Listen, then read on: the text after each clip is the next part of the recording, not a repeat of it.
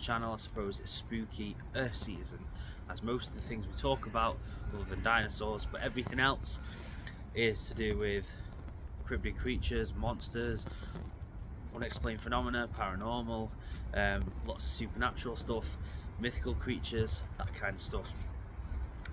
So here I am at St. Elfrid's Church once again. I absolutely love, and this perfectly sets the scene for the sort of thing that I want to talk about. So today I thought, where do cryptid creatures come from? But then I started thinking about mythical and supernatural creatures as well, and I thought, well, why can't I touch up on that topic for all of it? So in this video I'm going to touch upon the potential origins of some cryptid creatures or supernatural or mythical creatures, and then in later videos I'll indulge directly into specific cryptid creatures or supernatural and mythical creatures. So let's get into it. So happy Spookier season.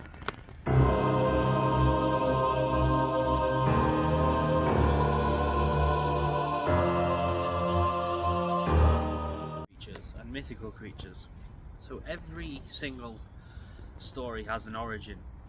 There must have been a point in history where this alleged creature or being was seen or spotted or reported, and then it's been passed on to other people. It's been passed through towns, through villages, through cities, and then through countries, and then it's been written down or it's been depicted in drawings or carvings on walls. Now, we already know this, and I know a lot of myths and supernatural creatures and superstitions do go back to the Middle Ages or even beyond that, even ancient Egypt. But where does that stand today? Now, were these beings or alleged supernatural creatures or mythical creatures there before the people first saw them? Or does the answer to these mysterious creatures lie within people? That's what I want to get into. So let's go down the avenue of the mythical supernatural side of it. Now, one thing I want to say is I will indulge in most of these separately. For example,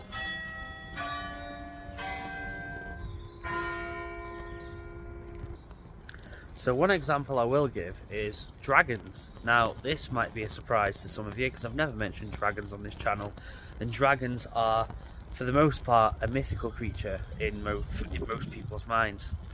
However, I was watching a few videos and reading a few articles, and the word dragon is mentioned a lot in the Bible. Now, I'm not a religious person, and I don't want to bring up any controversy on this channel, but there is a lot of references to dragons within the Bible, and you know, there are depictions of people finding dragons, facing dragons, armies slaying dragons, you know, the usual, what you'd expect to see in a mythical a movie, you know, a film about you know, this deep fantasy sort of film. But then you think about it, well, where did the dragon come from? Where did the depiction of it come from? Where did the myth come from? And dragons are used in a lot of religious you know, religions for different reasons. The depictions of them are different. They look slightly different in different religions. But where did they originate? How did they know what dragons look like? Did someone see one? Did many people see them? Did dragons once exist when humans existed?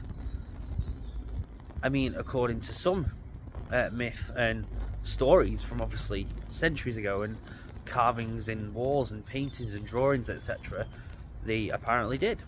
But dragons are a mythical creature. But my point is, the origin starts from somewhere, so there must be some kind of reality to a lot of these supernatural or folklore tales, and even right up until the cryptid creatures that we have of today. Then you have things like vampires. I'm a massive fan of vampires. So a vampire is essentially a reanimated corpse that rises from the grave to feed on blood, feed on other people's life force.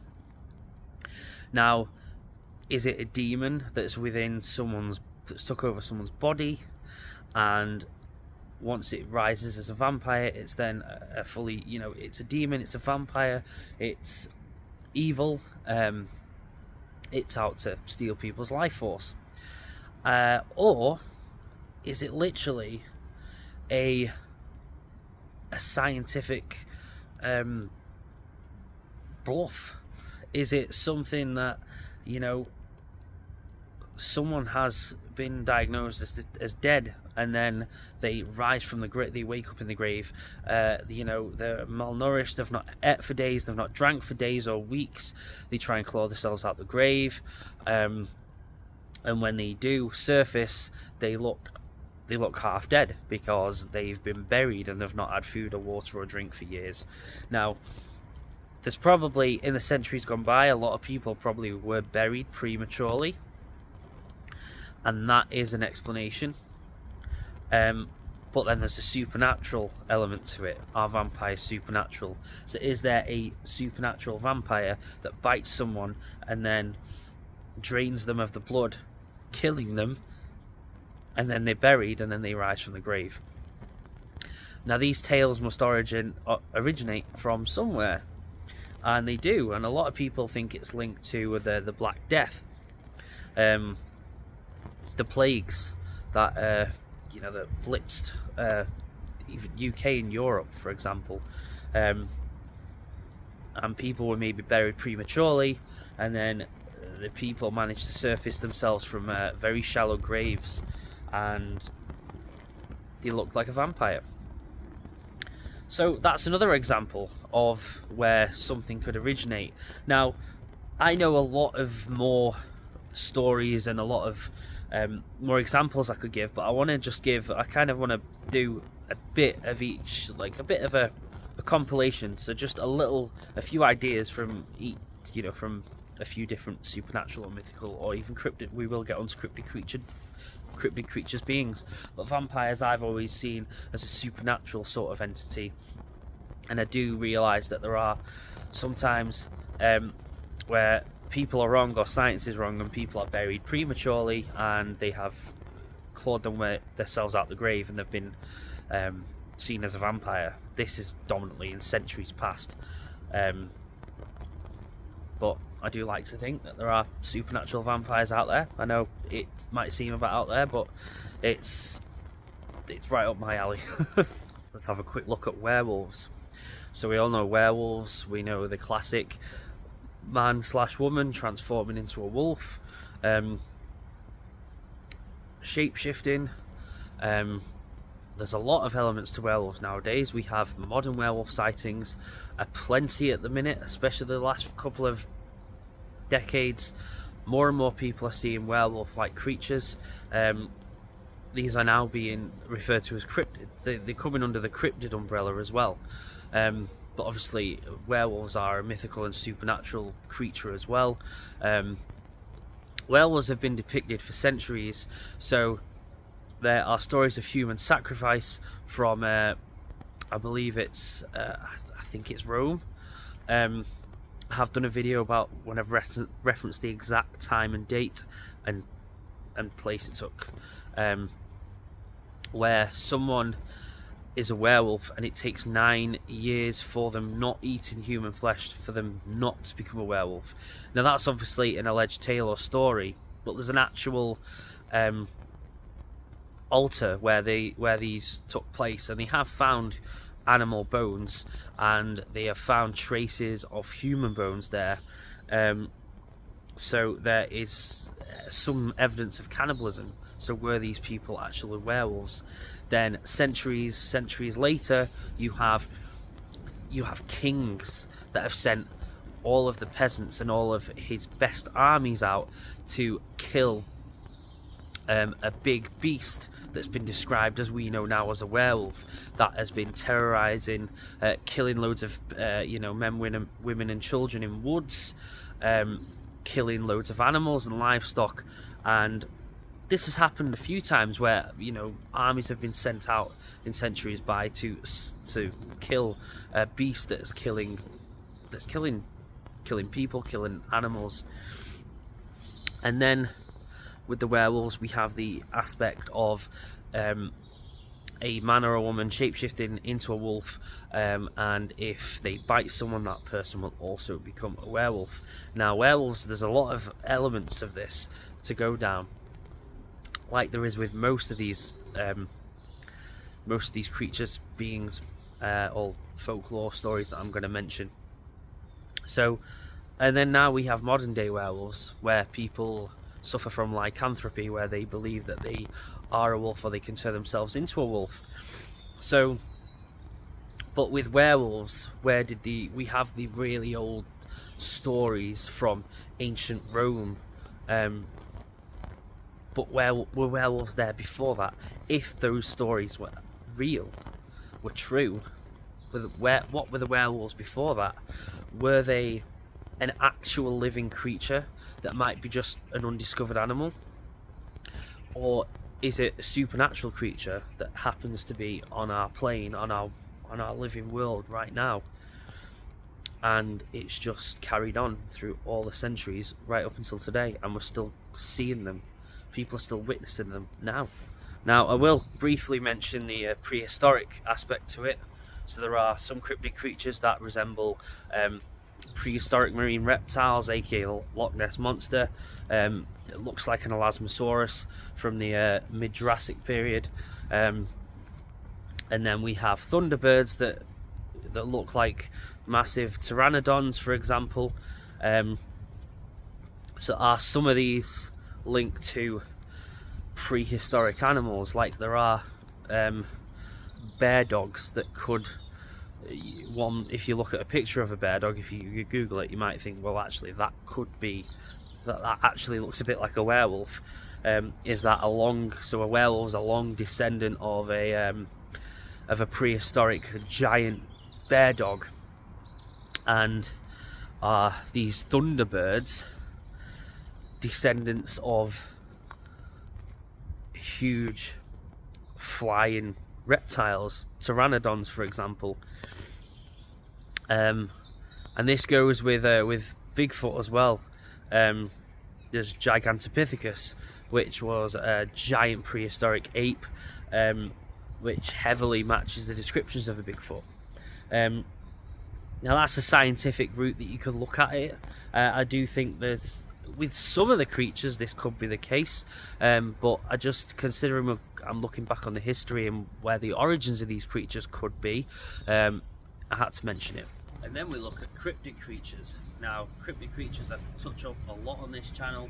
Well, I touch up on cryptid creatures and supernatural creatures as well. Now, cryptid creature route, there are so many different avenues, just like all the other myths and supernatural tales. But I'm literally just going to indulge in all the variables that I can think of in my head of where they could possibly originate from, or where they've come from, or how they're being sustained, etc. So I'm literally just going to indulge. Okay, so where do they come from? Where do cryptid creatures and supernatural creatures come from? So I'm just going to list many variables I've heard, theories I've heard and read, and things that I think of. I don't know if any of these are real, any of these are true. I believe in a lot of supernatural and mythical and cryptid creatures. So, supernatural and cryptid creatures, where could they come from? So, one possibility is prehistory. There could be prehistoric animals or beings that have allegedly become extinct, and we now have evolved, very, very evolved, somewhat new adapted versions of these animals or beings that are now being seen as supernatural or cryptid creatures, and they are unexplainable to science. Two, they are from a different realm or dimension. So there is a different realm or dimension that's on a different frequency to ours, that is full of these supernatural, mythical, cryptid creature beings, and maybe they're just all from one place. Maybe mythical, supernatural, cryptid creatures, beings of folklore, creatures of folklore. Maybe they're all actually from one place. Maybe they're from a different realm or dimension, and for somehow, some way to do with the atmosphere, the energy, some kind of scientific blip, they can sometimes cross over, or well, a lot. They've crossed over a lot because there've been hundreds and thousands of sightings of these creatures and beings over the centuries, so that they're actually beings from a different realm or a different time and place is quite a big theory, and a lot of people have done a lot of reasoning on this one, and the thought that there is a different dimension full of scary and fantastic beings, or monsters. I don't know if I don't think they're monsters. I think they're just, in the 1930 films they are monsters, which I love, by the way. But just the thought that there could be a dimension full of these creatures, all in one place, all in one world, all in one realm, is quite fascinating. It's quite actually exciting. This is somewhat similar to the first one, but they have always been here, but we just don't see them that much. So to cut it short, they are unknown animals, which is basically what a cryptid creature is. The search of unknown animals. So a cryptid creature is an unknown animal. It's unknown to science, so we can't explain it, we can't identify it, we can't tell you where its genetics or where it's come from, its origins, for example. So these creatures, supernatural, folklore, cryptid creatures, could have been here for for tens of thousands of years or even millions of years, and they've just evolved, and they're that elusive, or they live in that dense areas, or their habits are so bizarre to other beings and animals on our planet that it's just really, really difficult to track them, to trace them, to get pictures of them, to get evidence of them. Now, we do have evidence of quite a lot of supernatural and cryptid creatures, but there's only a very small percentage that's given merit. So a lot of them still have a big question mark above them. But the point is, some people think that they've just been here for they've been here for ages. They've just not been identified. Another theory is that they're not physically there at all. Now, what I mean by this is, one theory I've read is that yes, you see them, people have sightings of them, people have encounters with them, but they're not actual. You couldn't touch them. They're not actual physical. So they're not corporeal. So another theory is that they are ghosts, spirits of beings or beasts or creatures that have been before us or are from a different dimension, and we're just getting glimpses of them, but not in corporeal form. So we can see them, but if you was to touch them, you wouldn't feel anything. They'd be gone. That's another theory. I've not indulged in that theory as much as the others, but nevertheless, it's a very interesting theory. Another theory, which I don't want to talk about too much because it's a party pooper, is that all the answers to these supernatural cryptid creatures, folklores, myths, lie within people, within humans, meaning that humans have over-exaggerated and created these beings over the centuries to the point where there are groups of people now that still believe that these creatures and beings are out there and look for them and investigate for them, when these stories could have been fabricated or over-exaggerated from normal known animals into monsters and beasts from the centuries past, from ancient Egypt and so on, and what they actually saw could have just been a normal animal, and now in 2023, we now think that there are hundreds of different supernatural, folklore, mythical and cryptid creatures out there, and basically it's all been either made up, or they're literally fairy tale monsters created by man or woman in a time where they couldn't understand as much as we understand now. Now, I'm not going to indulge in that one as much, because that is that's a skeptical look on it, and I'm an open-minded. But nevertheless, if that's the one that you think is most likely, then fair enough. But yeah. Now, the last one is quite interesting. Where do these supernatural and mythical beings and cryptid creatures come from? Another theory I've heard is from witchcraft or black magic. Now, people that have the powers to turn people into beasts or animals, or become one themselves. Now, we've heard of tales of witches cursing people, turning people into toads or frogs, like you see in fairy tales and kids films about princesses and witches. But that is one theory. One theory is that there are people out there, or people were out there, that could once use that much powerful magic, dark magic, to either create beings out of nothing or turn humans into these beings. And it all depends on what door you want to go through, or what avenue you think is more plausible for where these tales, supernatural and cryptid creatures, come from. If you think that they're supernatural, fantastic, scary beings from another reality, from another dimension, that somehow managed to cross over into ours, or do you think that they could be long lost descendants of beings or animals that once lived? Or have they always been here, just always hiding in the shadows?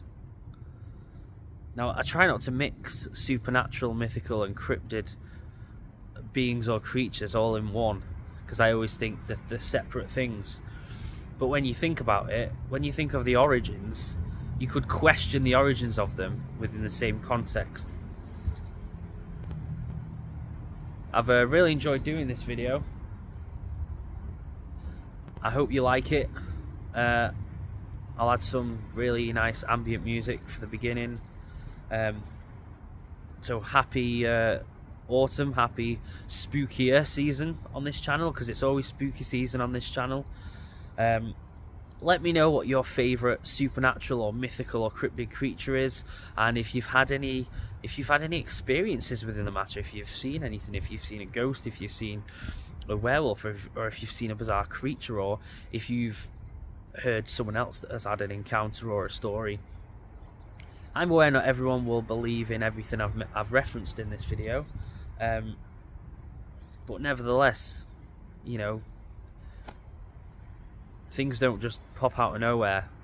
These stories, tales, sightings and witness reports originate from somewhere. Someone must have seen something at some point. Someone was the first person to see something unknown and then report it. So that something must have come from somewhere. So, happy spookier season. I'm Jamie from Dinosaurs and Mysteries, and stay safe. Don't forget to like, share and subscribe. I absolutely love this season, because when I make these type of videos in the summer, it doesn't have quite the same effect on everyone else as much as it does on me. So yeah, anyway, stay safe.